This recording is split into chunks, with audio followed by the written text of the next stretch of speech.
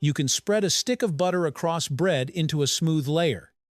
Even cut it into neat cubes. But try doing the same with cooking oil.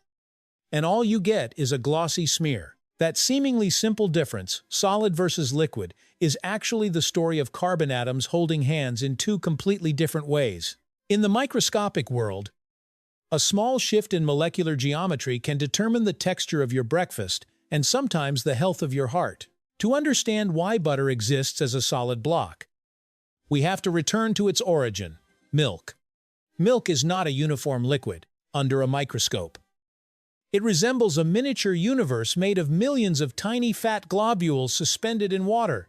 Each globule is wrapped in a phospholipid membrane, acting like a biological jacket that keeps fats from sticking together. When we churn cream to make butter, a technique that appeared thousands of years ago in nomadic civilizations, we are essentially breaking that stable structure apart.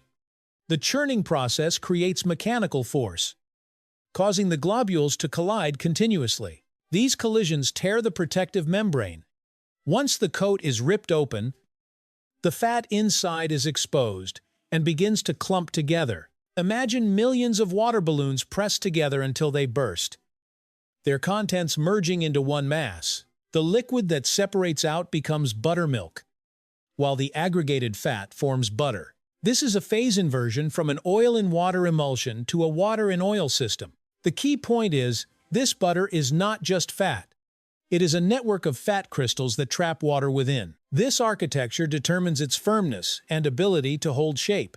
And to understand why that network is so stable, we need to look at the atomic structure of each molecule. The fat in butter contains a high proportion of saturated fatty acids. Chemically, saturated means the carbon chain has no double bonds. Each carbon atom bonds with the maximum number of hydrogens, forming a straight, rigid chain like a smoothly carved wooden stick. Geometry is everything here. When these straight chains sit side by side, they pack tightly, like square bricks in a wall. Weak attractions between molecules known as van der Waals forces may be subtle compared to covalent bonds. But when billions of molecules align closely, their combined strength becomes significant. The result is a semi-crystalline structure. At room temperature, the molecules vibrate but do not have enough energy to escape the network. That is why butter maintains its form. European culinary history made early use of this property. In temperate climates, butter became a concentrated storable source of energy almost like sunlight stored in grass, transformed through dairy cows and crystallized into a soft golden block. But when we shift to vegetable oils, the foundation of margarine, the molecular story changes entirely. Vegetable oils contain more unsaturated fatty acids. The difference lies in the presence of carbon-carbon double bonds. These double bonds create a kink in the chain, like a bent piece of metal. When curved chains try to line up, they cannot pack tightly like straight rods. Imagine stacking a pile of ropes into a perfect cube. Gaps appear everywhere. Those gaps weaken the interactions between molecules. As a result, at room temperature, oil molecules have enough space to move freely. They remain liquid. This is not a flaw. It is simply the inevitable outcome of molecular geometry. In the 20th century, as the food industry searched for cheaper and more stable fats, vegetable oils became an ideal candidate. But there was one problem: consumers were accustomed to the solid texture of butter.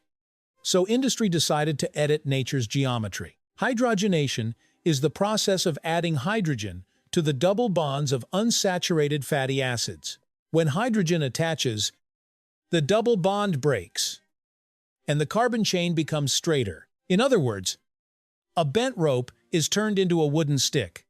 Physically, this allows molecules to pack more tightly, forming a semi-solid fat margarine. In the early 20th century, this technique was seen as a triumph of applied science. It extended shelf life, reduced costs, and produced a consistent product. But the process was not perfect.